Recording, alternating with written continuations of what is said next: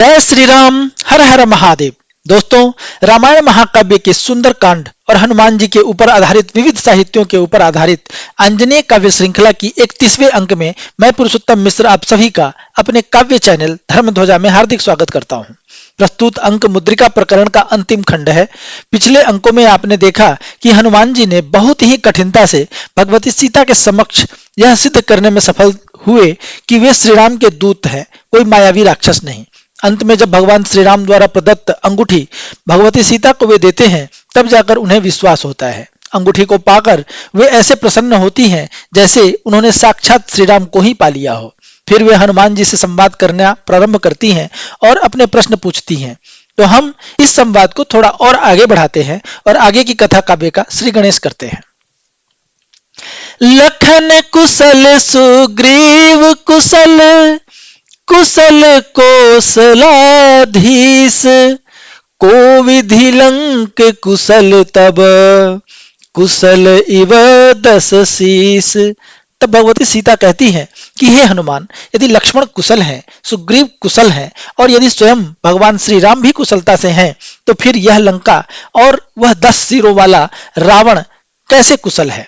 जौन त्वरित आवहि भगवाना, मास युगल मम प्राण प्रमाणा, नहीं जीवन किंचित अनुरागा, राम रहित क्या पाया त्यागा, क्षण क्षण कल्प कल्प सदृशा, प्राण तक ही की आवहि ईसा, रही हृदय कपि एक ही आशा, नैन राम दर्शन अभिलाषा, सुनिसिय बैन कहि हनुमाना, नहीं तव दशा विदित भगवाना, जो जानते राम गति तोरे, तो होते तुम राम समोरे, अब मैं जाई कहब सब माता, जो देखें समुझे रघुनाथा, जैसे ही खबर राम यह पाई, नहीं विलंब करी है रघुराई।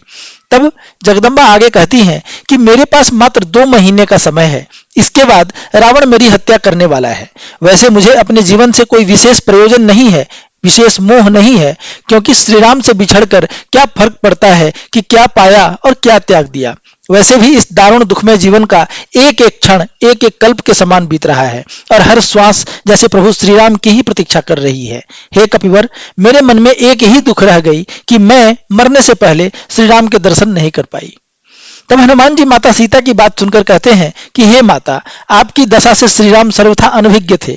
यदि वे आपके यहाँ होने के बारे में जानते होते तो आप श्री राम के ही पास होती, परंतु अब मैं जाकर उन्हें यहाँ मैंने जो कुछ भी देखा सुना है और समझा है वह सब श्री राम को बताऊंगा और फिर तब श्री राम विलंब नहीं करेंगे। धर भालु कपि दल युद्ध अति बल, राम सानुज आएंगे, बन वारिधि दल प्रलय कल, नभलंक के मडराएंगे, बरसेंगे प्रस्तर बाण विषधर, सकल दिग पछताएंगे, जो जरे अनल पतंग खल, निश्चर सुफल भी पाएंगे। उर धीर धर मत शोक कर, रघुवर त्वरित इत आएंगे, तिन्ह बाण से अघ प्राण तब, शिव भी कहाँ रख पाएंगे, जर जर निहत पर्वत विटप, खलु लंक ही पट जाएंगे, 10 शीस सह तिन्ह 20 कर, पतझड़ सदृश झड़ जाएंगे।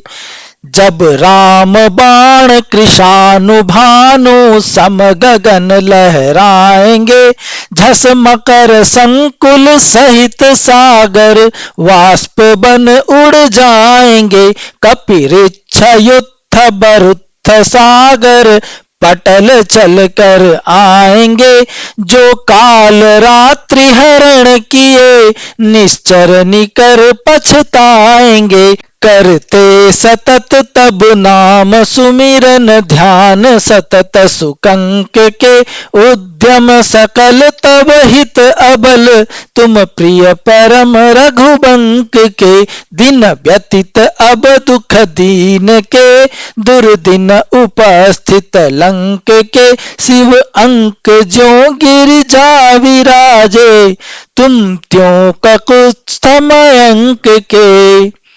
तो हनुमान जी आगे कहते हैं कि वानरों और भालुओं की विशाल सेना लेकर श्री राम अपने अनुज लक्ष्मण के साथ यहां पर अवश्य ही आएंगे और फिर वे सब प्रलयकालीन मेघ की भांति लंका के आकाश पर मंडराएंगे। जब श्री राम के अग्नि और सर्पों के सदृश बाण बरसने लगेंगे तब सारी दिशाएं किंकर तबेमूढ़ हो जाएंगी और ये तमाम राक्षस जैसे पतंगे आग में जलकर मर जाते हैं, ठीक उसी तरह ये श्री राम के बाणों से भी मारे जाएंगे। हे माता, आप शोक ना करें, क्योंकि श्री राम शीघ्र ही यहां पर आएंगे। फिर उनके बाणों से इन पापियों के प्राण महादेव भी चाहे तो रक्षा नहीं कर पाएंगे।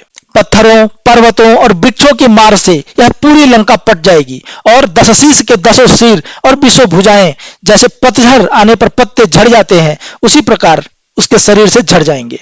जब भगवान श्री राम के बाण अग्नि और सूर्य की तरह आसमान में मंडराने लगेंगे तब उसके ताप से यह महासागर भी सूख जाएगा और वानरों और वृक्षों की विशाल सेना उस बालुका राशि पर पैदल चलते हुए ही लंका पहुंच जाएगी। फिर यहाँ के राक्षस जानेंगे कि उन्होंने एक नारी की नहीं अपने काल रात्रि का हरण किया है। और जो माता आप कहती हैं कि कहीं श्री राम मुझे भूल तो नहीं गए, तो हे माता, वे तो सतत आपका नाम मंत्र की भांति दिन रात जपते रहते हैं और उनका ध्यान आपकी तरफ ही लगा रहता है, ठीक उसी तरह जैसे बगुला अपने शिकार पर ध्यान लगाकर बैठा रहता है। और प्रभु श्री राम के समस्त उद्यम आपको पाने के लिए ही हैं। अतः आप यह मान लीजिए कि आपके दुख का समय बीत चुका।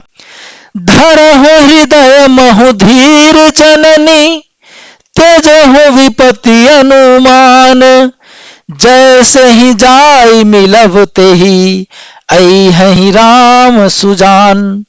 फिर हनुमान जी आगे कहते हैं कि हे माता, आप हृदय में धैर्य धारण कीजिए और विपत्ति की आशंकाओं से मुक्त होइए। जैसे ही मैं श्री राम से जाकर मिलूंगा, श्री राम विलंब किए बिना शीघ्र ही आपको लेने के लिए यहाँ पर पधारेंगे।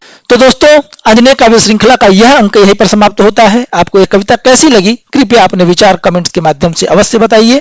लाइक कीजिए, शेयर कीजिए और यदि आपने अभी तक सब्सक्राइब नहीं किया है तो क्या कर रहे हैं, सब्सक्राइब जरूर कीजिए। आपसे फिर मिलूंगा, तब तक के लिए आज्ञा दीजिए। जय श्री राम, हर हर महादेव, जय बजरंग बली।